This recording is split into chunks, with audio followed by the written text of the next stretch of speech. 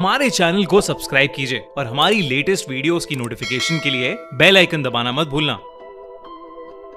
New Zealand के एक छोटे से टाउन के बाहर लकड़ी से बना एक छोटा सा घर था, जिसके चारों तरफ घने पाइन्स के जंगल, पहाड़ियां और पीछे एक गहरी लेक थी। वो घर रिचर्ड नाम के एक बूढ़े आदमी का था।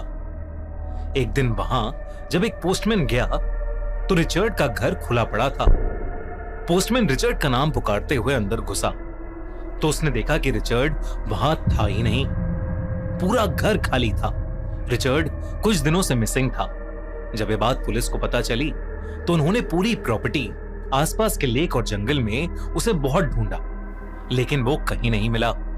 कुछ दिनों बाद रिचर्ड को डेड डिक्लेयर कर दिया गया और वो घर उसकी ग्रैंड डॉटर मिया के नाम हो गया। मिया 25 साल की थी और लॉस एंजलिस में रहती थी। ये खबर सुनते ही वो उस टाउन में आ गई। उसका प्लान बहुत सिंपल था, घर साफ करना, सारे डॉक्यूमेंट्स देखना और प्रॉपर्टी बेचकर वापस लौट जाना। पूरा दिन सफाई में निकल गया। सिर्फ गैरेज बाकी रह गया था। गैरेज के अंदर पुराने टूल्स, फिशिंग गियर, लकड़ी के क्रेट्स और लोहे की शेल्व्स रखी थीं। सबसे पिछली शेल्फ और दीवार के बीच एक काले कपड़े में लिपटा हुआ एक मोटा सा बंडल पड़ा था। मिया ने कपड़ा हटाया तो एक पुरानी सी बुक थी। उसका कवर बहुत अजीब था और वो अलग अलग चमड़े के टुकड़ों से बना हुआ था और उसके बीच में एक बहुत अजीब सा गोल सिंबल था, जिसके अंदर पेड़ की उलझी हुई रूट्स थीं और उसके बीच डरावना सा चेहरा बना था। मिया ने पहला पेज खोला। उस पर गहरे लाल रंग से अजीब से शब्द लिखे थे। हर लाइन के आसपास अलग सिंबल्स और ड्राइंग्स बनी थीं। कहीं उल्टे पेड़, कहीं धुंध से निकलते हुए लंबे मॉन्स्टर्स जिनके डरावने लंबे दांत वाले चेहरे थे, कहीं आंखों जैसे अजीब से सिंबल्स जो देखते ही लगता था कि वो कागज के अंदर से उसे देख रहे हों। तभी उसकी नजर वहां लिखे कुछ शब्दों पर पड़ी, जिन्हें देखते ही वो उन शब्दों को अपने आप पढ़ने लगी। आखिरी शब्द उसके होठों से निकलते ही उसे अपने दाएं हाथ की उंगलियों में एक तेज जलन महसूस हुई। उसने झटके से बुक बंद कर दी। अचानक बाहर आसमान का रंग काला पड़ गया और जोरों की हवा चलने लगी। पाइन के पेड़ एक डायरेक्शन में झुक गए थे। पास के लेक में बहुत तेज लहरें उठने लगी। मिया ने बाहर देखा तो ढेर सारे काले कौवे फार्म हाउस के ऊपर चक्कर काट रहे थे। तभी मिया ने अपने हाथ को देखा। उसकी उंगलियों के बीच एक पतली सी काली लाइन उभर आई थी। वो जलने के निशान जैसी नहीं लग रही थी, बल्कि किसी पेड़ की जड़ों की तरह स्किन के नीचे फैलती हुई महसूस हो रही थी। दोस्तों, क्या बुक्स इविल हो सकती हैं? एक ऐसे ही कर्स बुक और रातों की नींद उड़ा देने वाली डीमंस की कहानी मिलेगी आपको सोनी पिक्चर्स की नई horror film evil dead burn में।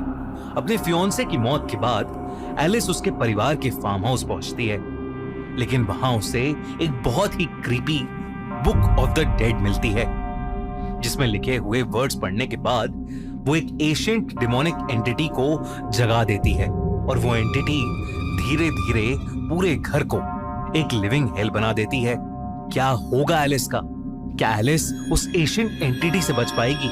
ये जानने के लिए देखिए इविल डेड बर्न 10 जुलाई को थिएटर्स में रिलीज हो रही है, तो इस हॉरर थ्रिलर को बिल्कुल भी मिस मत करना। उसने घबराकर बुक को दोबारा कैनवस में लपेटा और शेल्फ के पीछे रख दिया। गैरेज का दरवाजा बंद किया और सीधा ऊपर वाले बेडरूम के अंदर आ गई। कुछ देर में बाहर का मौसम फिर से बिल्कुल नॉर्मल हो गया था। अब आसमान साफ था, लेक का पानी दोबारा शांत हो गया था और कौवे भी जा चुके थे। पर मिया के हाथ पर वो गहरी लाइंस अब भी वहीं थीं। पूरा दिन काम करने के बाद उसके शरीर में बिल्कुल ताकत नहीं बची थी, तो वो कुछ देर के लिए घर में ही सो गई। पर कुछ ही देर में मिया की नींद एक जोर की चीख से टूटी। एक आदमी मदद के लिए चिल्ला रहा था। वो आवाज नीचे ड्राइंग रूम से आ रही थी। मिया धीरे धीरे सीढ़ियां उतरने लगी, लेकिन ड्राइंग रूम में पहुंचते ही उसके कदम वहीं रुक गए। डाइनिंग टेबल पर वही पुरानी बुक रखी थी और उसके पास उसके ग्रैंडफादर रिचर्ड बैठे थे। और वो मदद के लिए चिल्ला रहे थे। उनका चेहरा बेहद दुबला पतला और कमजोर लग रहा था। कपड़ों पर गीली मिट्टी लगी हुई थी और आंखों के नीचे गहरे काले दाग थे। मिया अपने दादा को देखकर शॉक थी, लेकिन उससे भी ज्यादा हैरान वो उनकी बीमार हालत देखकर थी। मिया ने कांपते हुए रिचर्ड को शांत किया और उन्हें पानी पिलाया। रिचर्ड बार बार घर के हर एक कोने को देख रहा था, कभी खिड़की के बाहर तो कभी छत की तरफ। कुछ देर तक रिचर्ड कुछ बोल ही नहीं पाया। वो सिर्फ अपनी सांसें संभालता रहा। फिर उसने बताना शुरू किया कि कई साल पहले जब उसने ये घर खरीदा था तो उसे ये बुक एक शेल्फ के पीछे दबी हुई मिली थी, जिसे खोलते ही वो उसे पढ़ने लगा। उस दिन के बाद से उसे लगने लगा कि घर में कोई और भी रहता है। पहले आवाजें आईं, फिर ऐसे चेहरे दिखने लगे जो हर दिन किसी अपने का रूप ले लेते थे। रिचर्ड ने बताया कि उस बुक में बहुत ही ईविल और खूंखार एशियंट एंटिटी की आत्मा है और उसी के डर की वजह से रिचर्ड घर छोड़कर चला गया था। वो जंगल में लेक के किनारे पुराने केबिन्स में छुपकर रहता रहा, लेकिन जब उसने शाम को वो तेज तूफान और कौओं का झुंड देखा, उसे समझ आ गया कि सब कुछ दोबारा शुरू हो चुका है। इसलिए वो मिया को बचाने वापस आया। रिचर्ड की बात खत्म भी नहीं हुई थी कि रिचर्ड की नजर सीधा किचन की खिड़की के बाहर गई। जब मिया ने वहां देखा तो उसे ऐसा लगा कि जैसे जंगल के अंधेरे में खड़ी कोई लड़की उसे देख रही है। उसका पूरा चेहरा जला हुआ था। उसे देखते ही मिया की रूह कांप गई और तभी अचानक रिचर्ड का चेहरा अपने आप बदलने लगा। उसकी गर्दन की नसें उभर आईं और काली पड़ने लगी। उसकी आंखें एकदम सफेद हो गईं और वो बहुत गुस्से में आ गया, जैसे किसी आत्मा ने उसे पोजेस कर लिया हो। डाइनिंग टेबल पर रखी वही बुक अपने आप खुल चुकी थी। किसी हवा के बिना उस बुक के पेजेस अपने आप पलट रहे थे। हर नया पेज खुलते ही लकड़ी की दीवारों पर वैसे ही गोल निशान आने लगे जैसे मिया ने पहली बार उसके कवर पर देखे थे। तभी फायरप्लेस के अंदर बुझी राख अपने आप जलने लगी। मिया ने बुक बंद करने की कोशिश की, पर जैसे ही उसने बुक का कवर पकड़ा, उसके हाथ की नसें जलने लगी। जलन इतनी तेज थी कि उसे लगा कि जैसे उसकी हथेली के अंदर अंगारे भर दिए गए हों। धीरे धीरे उसके हाथ पर भी वही काले सिंबल्स बनने लगे। वही रिचर्ड ने टेबल पर पड़ा कैंडल स्टैंड उठा लिया। पिघला हुआ मोम रिचर्ड के हाथों पर बहकर गिरने लगा, लेकिन रिचर्ड ने ना हाथ हटाया ना दर्द से कोई आवाज निकाली। वो बस गुस्से में उस जलते हुए कैंडल स्टैंड को लेकर मिया की तरफ बढ़ने लगा, जैसे वो उसे उस स्टैंड से मारने वाला हो।